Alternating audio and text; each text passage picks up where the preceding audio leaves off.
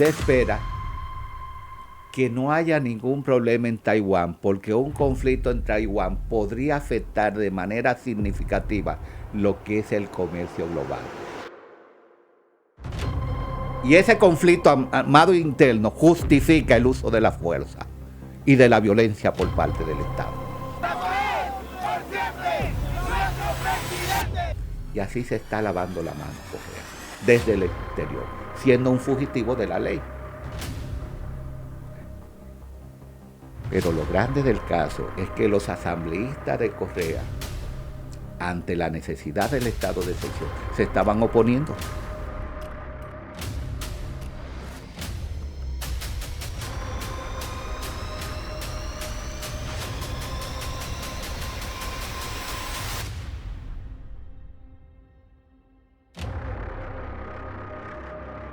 Les anunciaba antes de la pausa que precisamente como estamos en un año recién iniciado, la gente quiere saber qué nos depara este 2024. Y no estamos hablando de temas de adivinación ni nada por el estilo. Hablamos de análisis, digamos, de las relaciones internacionales, de la realidad geopolítica e internacional global que nos depara este 2024. Es un año muy interesante en ese sentido, porque es un año que va a tener dentro del panorama precisamente global eh, un sinnúmero de elecciones, tanto en países del primer mundo como en vía de desarrollo, lo cual matiza una situación bastante interesante, además de los conflictos internacionales que se han desarrollado a lo largo de estos últimos años, que también nos permiten tener un panorama e ideas de qué puede ocurrir este 2024.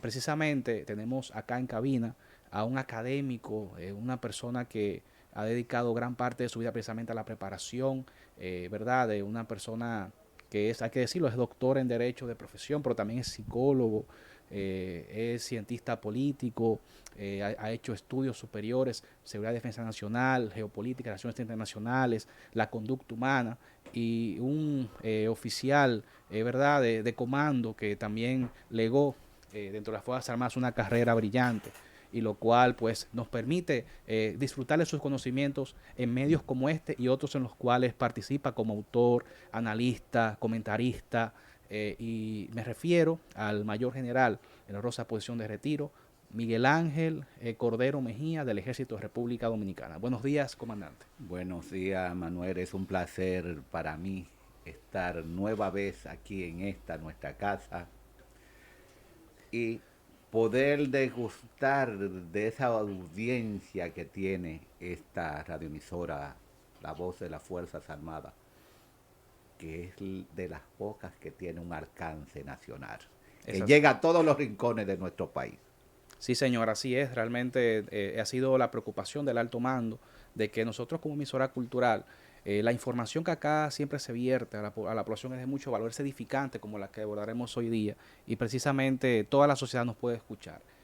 Comandante, bien, decía a la introducción de este tema que el año 2024 es un año muy interesante, como muy peculiar, por toda la realidad y las expectativas que hay a nivel global, no solamente por los conflictos, sino también porque se prevé un cambio, si se quiere, político, digamos, de las principales figuras, jefes de Estado del mundo, países, por ejemplo, como Estados Unidos, que este año tendrá elecciones, pero países también de subdesarrollados, como por ejemplo El Salvador, Bukele, que es tan famoso hoy día, también tendrá elecciones. O sea, entonces, ¿cómo podemos empezar esta perspectiva el día de hoy en el ambiente geopolítico mundial?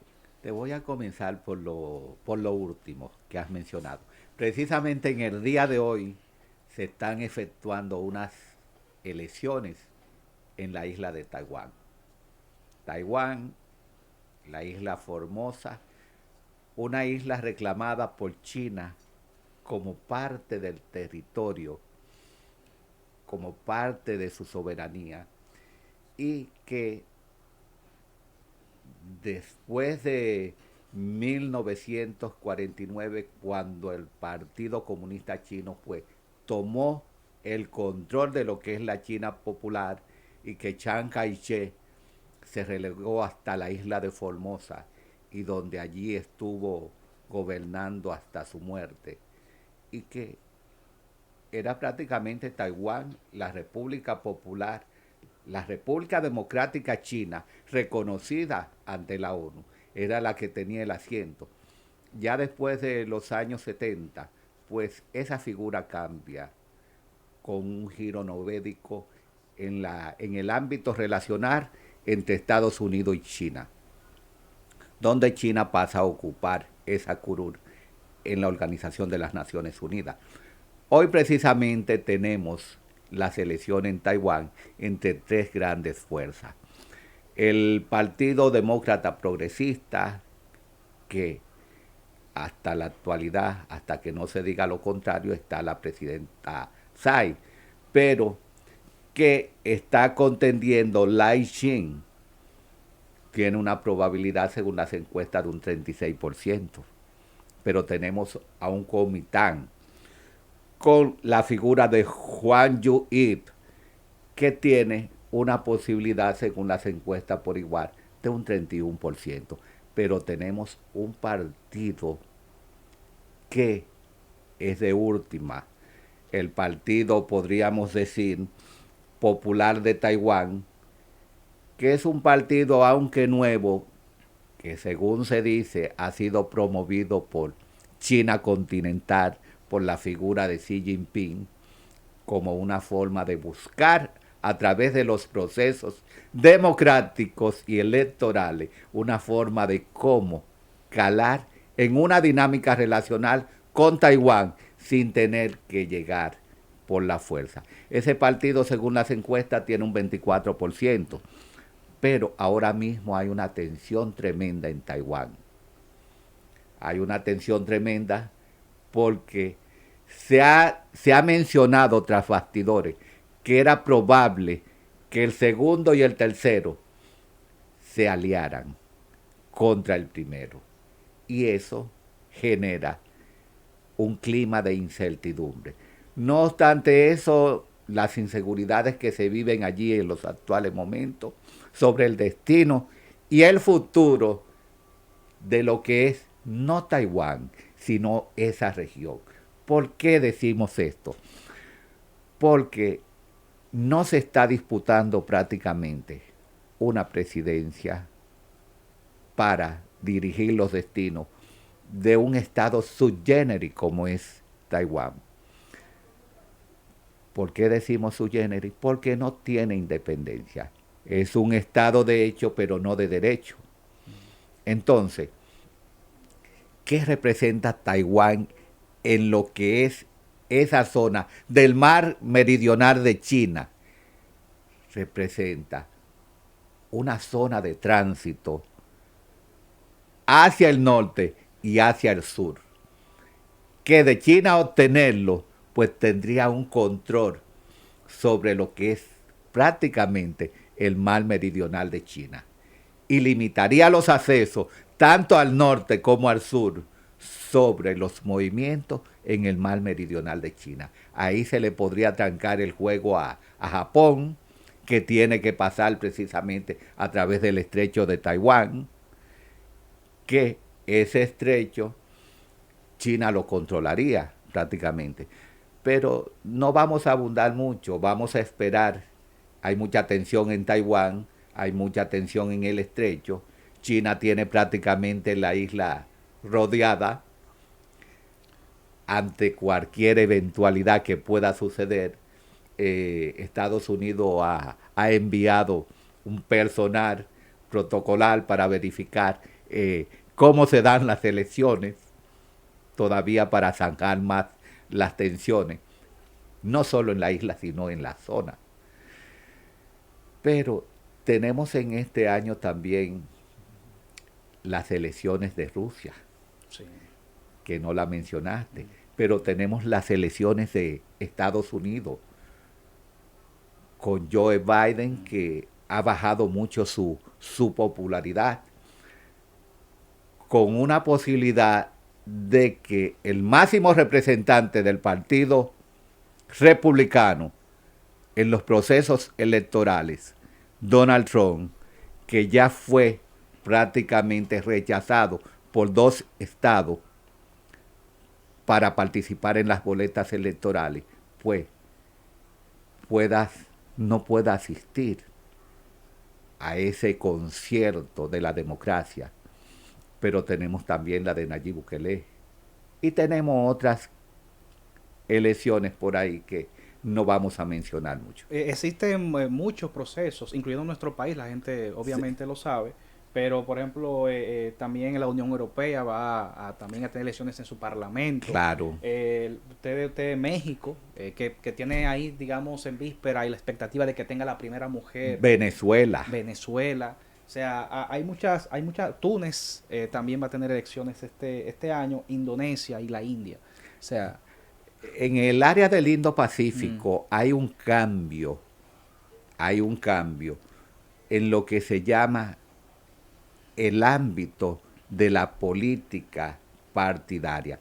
Vamos a ver cómo transcurren estos procesos en este año a la espera de que esa modificación a nivel de lo que se llama la estructura partidaria no afecte lo que es la paz y la tranquilidad de la región. Pero se espera que no haya ningún problema en Taiwán, porque un conflicto en Taiwán podría afectar de manera significativa lo que es el comercio global. ¿Por qué decimos esto? Porque una contienda bélica en el escenario de Taiwán podría afectar las dos grandes economías globales. Le afectaría en un 15% a la economía de China y en un 10% a la economía de los Estados Unidos. Si se van a enfrentar, a conflagrar estos dos grandes emporios del mundo de las armas y de la tecnología. En ese sentido, nosotros podríamos augurar que el 2024 depende prácticamente de lo que suceda en el día de hoy. importante. Iniciando el año ya. Iniciando el año. De lo que pase hoy en Taiwán, sí, podríamos decir. Y en el día de hoy, y podríamos extender hasta el día de mañana. Ahí entonces nosotros confirmaríamos sobre las posibilidades de una tranquilidad o una intranquilidad global.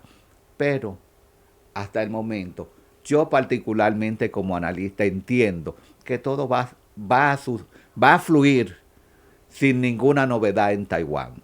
Las cosas se van a mantener con tranquilidad porque los tres partidos que están contendiendo no han marcado, comenzando el partido independentista, es el Partido Demócrata Progresista, de Lai Xin, que está contendiendo.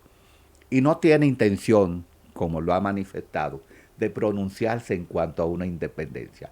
El Kuomintang mantiene cierto liberalismo, pero dice que mantendrá una relación con China, comercial. Y el Partido Popular de Taiwán ya es un partido más cercano a la China continental y dice que mantendría un estatus similar al del Hong Kong. En ese sentido, vamos a ver lo que sucede. Pero, como estamos hablando de perspectiva para el año geopolítica, para el año 2024, antes de hablar de lo que viene, tenemos que hablar de lo que ha sucedido. Porque la historia es una parte fundamental de lo que son las ciencias geopolíticas y no podemos hablar de un futuro que es prácticamente el presente, sin irnos a lo que ha sido el pasado, que ha marcado prácticamente el presente y todavía no se saben los resultados de un futuro. A mí me gustaría, comandante, antes de que usted continúe, y para quizás, no sé si cerrar la parte electoral, pero sí me gustaría tocar esto para seguir esa línea. Algo que pasó precisamente recientemente, tan reciente como en diciembre, que fue la elección de Javier Milei como presidente de Argentina. Una figura que ha venido a relucir y que al mundo la ha sorprendido porque era un hombre que muchos pensaban que no iba a llegar quizás en tan poco tiempo a ocupar la presidencia de esa nación y que por su ideología política las personas pues y las medidas que ha tomado muy, como él se define, anarcocapitalista en su país, la gente también crea mucha expectativa respecto a la misma Argentina.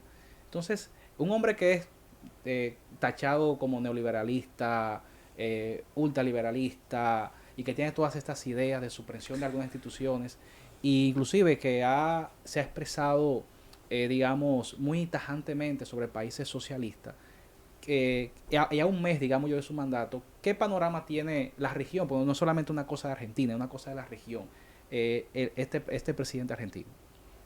Fíjate, Javier Milei es un personaje atípico que ha hurgado en el mundo de la política con una identidad propia. Javier Milei, que es un devocado del ámbito de la política, como así se le podría decir, tiene una cualidad fundamental dentro del ámbito de la política partidista. ¿Por qué yo digo esto? Porque Javier Milei lo que dijo en campaña lo está cumpliendo en la actualidad.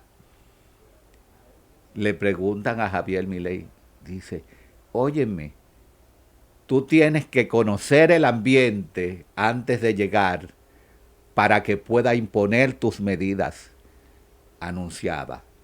Porque muchas personas entendieron que solamente era un discurso del marketing político, de campaña, y ha demostrado que no es así. Y él tenía su paquete debajo del brazo para someter inmediatamente medidas.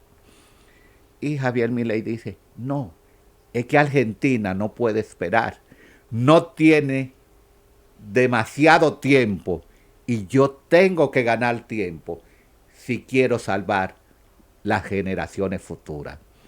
Es decir, que lo primero que él hizo prácticamente fue el cierre de la frontera con Bolivia. 20 puestos que habían ahí, zonas de pasos ilegales con Bolivia, porque se estaba pasando, se estaba trasegando. Había un trasiego muy grande de mercancías que eran subsidiadas por el kirchnerismo.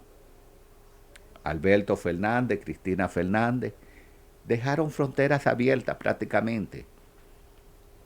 Y una de las razones fundamentales de la devaluación de la moneda del peso argentino es precisamente la falta de esa tributación que debía tener el Estado a través del comercio. Y la moneda a nivel de la frontera con Bolivia, la moneda que más valor tenía era la moneda boliviana. Hoy día Bolivia está pasando la mira y una después que Milei ordenó el cierre de esos 20 puestos donde solo la harina cruzaba por ahí como que no había un mañana.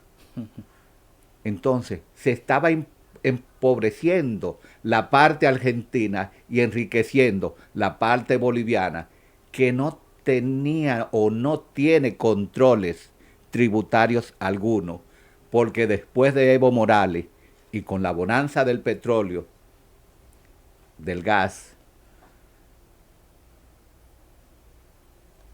Bolivia creció bastante, pero se cayó ese designio que aporta la naturaleza y volvió a decaer en el periodo ahora de Luis Arce, ambos miembros del MAS y que se están matando por estar en el poder. Entonces, Bolivia tiene una economía completamente informal y por eso está ahora mismo en crisis. Tiene que buscar organizarse internamente porque su organización estaba fundamentada precisamente en ese apoyo que indirectamente le daba a Argentina, y no solamente a través de los productos subsidiados, sino a través también de que los bolivianos se iban a estudiar a universidades argentinas sin pagar un centavo. Se iban a Argentina, conseguían documentos argentinos y vivían de los bonos y los cupones de alimentos argentinos y cobraban como argentinos. Ya eso se acabó con Milei. Entonces, ha ido a poner la casa en orden, ya recibió unos 3.500 millones de dólares para inyectarla a la economía argentina, emitió su decreto DNU, está cursando en el Parlamento su ley ómnibus, que algo que no saben muchas personas, que el mismo decreto está contenido en la ley ómnibus. Es decir, que si le aprueban la ley ómnibus, están aprobando el decreto. Que el decreto en el título 4, la Corte de Trabajo ha declarado algunos elementos que no proceden, porque fueron recurridos precisamente por los sindicatos y otras instancias y otras entidades. Sí, pero está funcionando. El DNU está activo, tiene vigencia, está regulando, está prácticamente con vida, porque para que sea derogado, precisamente, tiene que llegar a la Corte Suprema. Pero vamos a seguir. Comando, con su venia, me gustaría también preguntarle en ese mismo orden, porque sí me gustaría también conocer su análisis en este sentido, porque es muy reciente lo que le voy a preguntar ahora. Alguien que también es presidente, te puede decir nuevo. Ecuador. En Ecuador.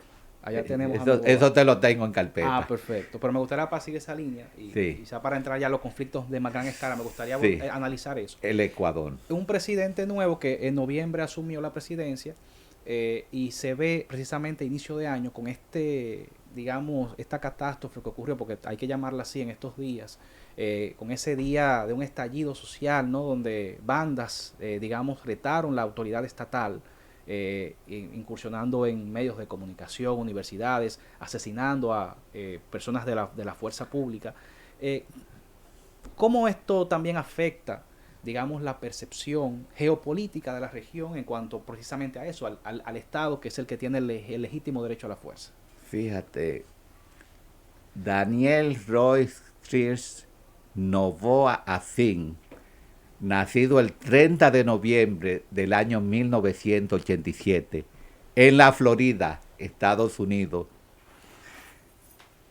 un joven que llegó a ser presidente del Ecuador recientemente el 23 de noviembre del año 2023, que tiene una licenciatura en la Universidad George Washington de los Estados Unidos, que ha estudiado marketing, tiene una maestría en marketing, se ha preparado, que fue asambleísta por Santa Elena, asambleísta nacional por Santa Elena, 2021-2023, y que viene de una descendencia, hijo de Álvaro Noboa, un gran abogado y político ecuatoriano que nació en 1950, que fue asambleísta también, es decir, viene de una herencia de político. Noboa, que algunos dicen es de extrema derecha, es de centro derecha, es de izquierda, que no saben dónde lo van a ubicar. Noboa dice, no, no soy ni de izquierda ni soy de derecha, como me quieren. Yo soy progresista. Ahora mismo el progresismo está considerado como socialista. Pero la línea de Noboa es una línea que está en lo que es la centro derecha. Centro derecha. Es decir, ni tirado a un lado ni tirado al otro, sino en el centro. Semiconservador. Ahora, Noboa se le ha presentado una situación que él no esperaba. ¿Por qué decimos esto? Porque él viene de un periodo, perteneció a la bancada de Guillermo Lasso. Y Lasso, un presidente que trató de poner la casa en orden, pero el Parlamento no se lo permitió. El Congreso le hizo la vida difícil porque entendía que no podía tirar los militares a la calle y atacar precisamente el desorden, pero hay que hacer historia. Vamos a hacer historia para saber el porqué de eso, porque ahora mismo todo el mundo se está tirando la culpa. En una entrevista que le hicieron a Correa, Correa dice, eso es un problema de la derecha, porque yo dejé la casa en orden. Rafael Correa, que gobernó por 3 periodos, del 2007 al 2017, 2007 a 2009, 2009-2013 y 2013-2017. Es quizás lo que podríamos decir la columna vertebral de los males por lo que está pasando en El Salvador. ¿Por qué decimos esto? Porque Salvador Correa en el 2013 emitió una ley prohibiendo precisamente la ley de drogas, donde prohibía detener a los narcotraficantes. ¿Por qué lo hizo Rafael Correa esto? Veía a esos muchachos, como él le decía, como falta de orientación, y cogió y lo organizó, se sentó a hablar con ellos, hasta el extremo de que tiene fotos con los Latin King. Y él dice, los Latin King me recuerdan, son unos muchachos buenos. Lo que pasa es que hay personas que hacen bandolerías por ahí a nombre de ellos, pero son unos muchachos buenos, son honestos, inclusive dentro de su código, ellos están en contra del aborto, trabajan bajo una norma de ética. Y Salvador Correa organizó esos grupos, esas bandas, esas pandillas en corporaciones y creó prácticamente instituciones que tenían el fuero hasta constitucional. Eran intocables.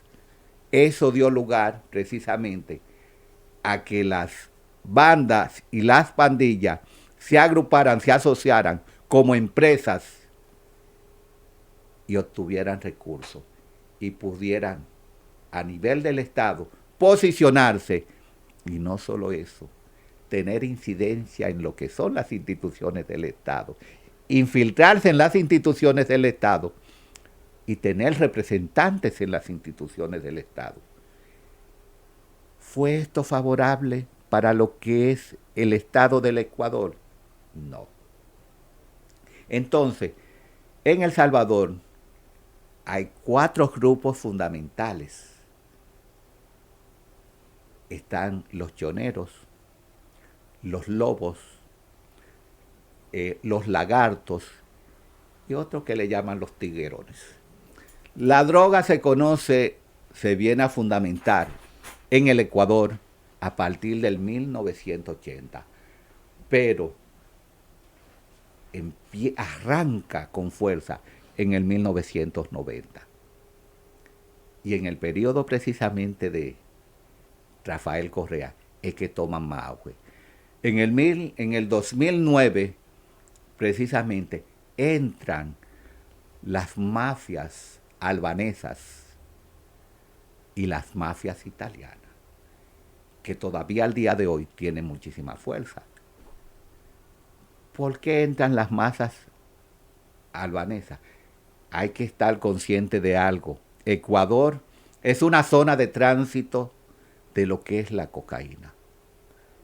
Y ahora mismo en Latinoamérica es el foco principal de la cocaína. Ya no es Colombia, no es México, es el Ecuador. ¿Por qué se establecieron allí ante esa facilidad que dio Rafael Correa de constituir en corporaciones las bandas del crimen organizado? los albaneses, sabiendo que es una zona de tránsito, porque grupos, por ejemplo, como los choneros, que representan lo que es el cártel de Sinaloa.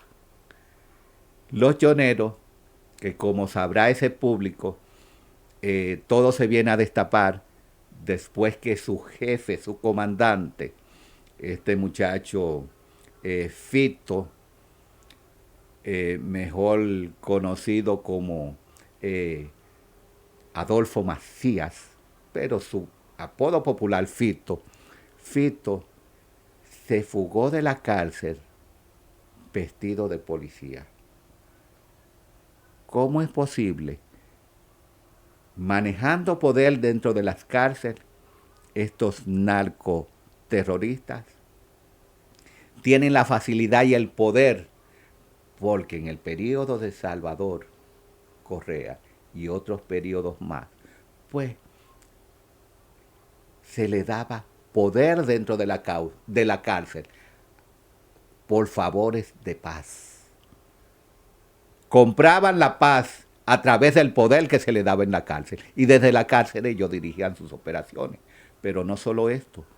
Hay otro señor llamado Francisco Colón Lobos, que es el jefe de los lobos. El jefe de los lobos y que representa lo que es el cártel de Jalisco Nueva Generación. Ese fue el primero que se fugó, Francisco. Y dice Fito, pero este me va a quitar el negocio fuera. Yo tengo que salir rápidamente antes de que este se coja el negocio para él y para su grupo. Entonces, es ahí cuando Fito, a través de un artifugio con el apoyo del recinto, logra escapar y deja un desenlace en 8 cárceles, hirviendo, quemándose 8 cárceles, donde se toman rehén y todo eso. Entonces, como resultado de eso y de su búsqueda, se desata precisamente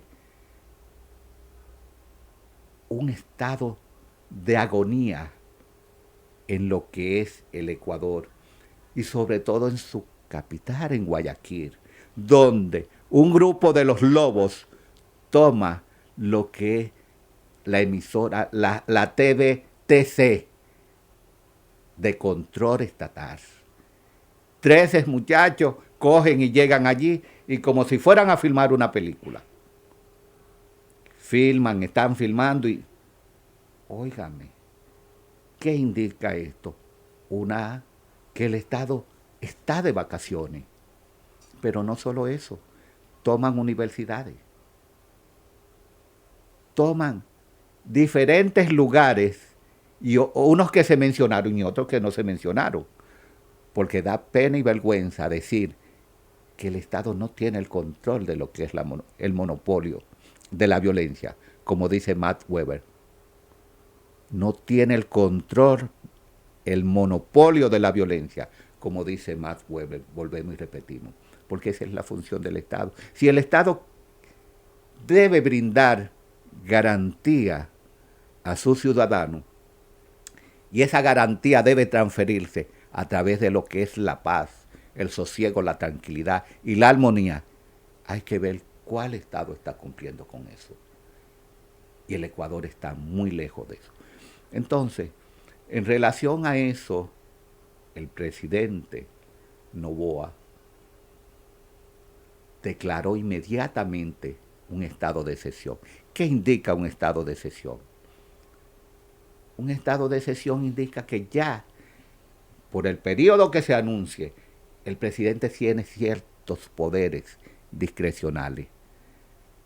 Y ahí mismo promulgó un decreto, el decreto 111, donde le daba potestad a las Fuerzas Armadas para aplacar todo acto de terror. ¿Bajo qué argumento? De que había un Estado armado, un conflicto armado interno. Y ese conflicto armado interno justifica el uso de la fuerza y de la violencia por parte del Estado. Entonces, el Estado ya empieza a responder ante este desconcierto de vicisitudes creado por instituciones, vamos a decir que eran instituciones, generado por instituciones creadas por el propio Estado, porque fue Correa que lo creó. Y así se está lavando la mano Correa, desde el exterior, siendo un fugitivo de la ley. Pero lo grande del caso es que los asambleístas de Correa, ante la necesidad del estado de excepción, se estaban oponiendo a emitir su voto favorable. El caso es que a nivel del Ecuador, ante la incertidumbre que se está viviendo en los actuales momentos, algunos analistas dicen, ¿seguirá Noboa los pasos de Bukele? ¿Seguirá Noboa los pasos de Bukele? Muchos están proyectando eso. Entonces, sí. Yo precisamente en un programa que hice, dije, de lo que es la inseguridad del Estado al Estado Bukele. Ya yo le llamo el Estado, le he puesto ese apellido, el Estado Bukele. ¿Por qué? Porque la democracia liberal se ha ido degradando. El exceso de libertades se ha ido degradando. Y por eso decíamos en un programa, en una ocasión, sobre los derechos humanos y la seguridad. Decíamos, ¿qué prefiere? ¿Más libertad o más seguridad? Que tú me hiciste el coro. Claro, es así. Entonces, ahora mismo los estados, ante la situación que está pasando en Ecuador, tienen que hacer un rediseño de su arquitectura de seguridad y defensa. Tienen que rediseñar qué es lo que quieren los ciudadanos. Vivir en paz, en tranquilidad, a través de una conceptualización arquitectónica de una nueva seguridad, o vivir con el temor de que cuando salgan a la calle alguien le va a meter la mano en el bolsillo o le va a dar un tiro en la cabeza para quitarle un celular. No se puede vivir. Ante esa situación, ya el modelo Bukele está generando inquietudes, no solo a nivel de Latinoamérica, sino también a nivel de Europa. Entonces nosotros tenemos que velar, que verificar si el Estado está ofreciendo las garantías para lo cual fue creado, porque de nada vale un Estado infuncional que tenga como norte los derechos humanos cuando se están violando los derechos humanos de los inocentes. Porque hay que cuidar los derechos humanos de esa banda de fascinerosos, de ese grupo del crimen organizado que exige mucho, pero que nada da a cambio. Entonces, el caso del Ecuador, hay que ver el espejo también en Honduras, en Guatemala. Hay que ver el espejo de cómo estará Perú. Perú que ante la situación ahora mismo en Ecuador, los delincuentes, esas bandas, están migrando al Perú. Y otra cosa, las armas que tenían estos jóvenes, estos héroes nacionales de Ecuador, eran armas prácticamente de origen peruano. Armas de guerra.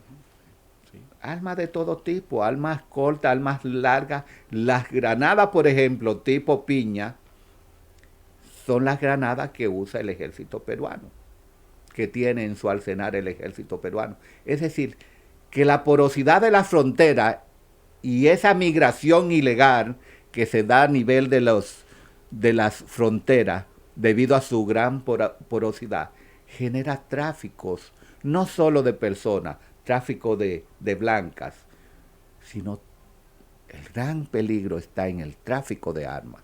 Lo que se te cuela por una frontera a través de los pasos fronterizos ilegales, no se sabe lo que puede ser.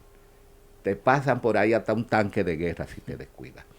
Entonces, hay que visualizar a nivel de Latinoamérica qué repunte podrá tener esto para el 2024. Y una pregunta que yo me hago como analista.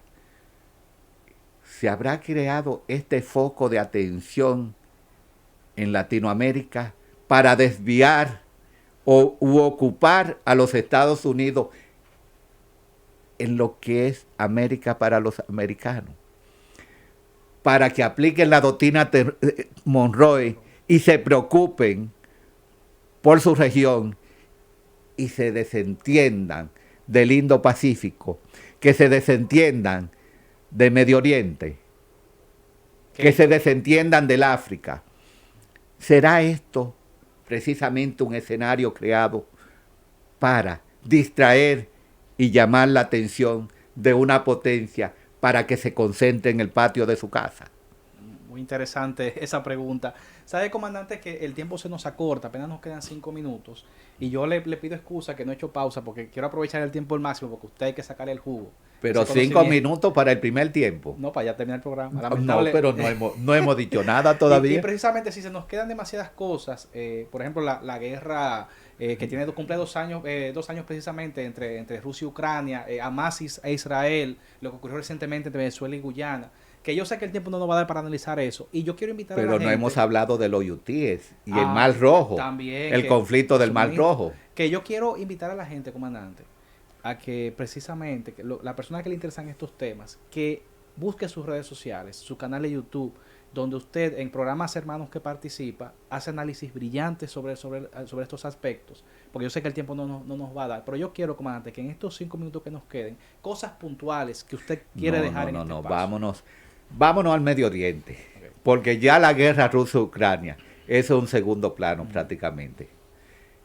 Medio Oriente, ¿qué está pasando en Medio Oriente? Lo que comenzó como una violación al espacio terrestre, aéreo y marítimo de lo que es Israel, un 7 de octubre donde se decapitaron y se asesinaron 1.400 personas, que Rusia y otras potencias más y la misma Turquía dicen está cometiendo un genocidio. Me hubiese gustado que Finlandia hubiese penetrado a Rusia y hubiese decapitado 5 soldados rusos, a ver qué iba a hacer Rusia.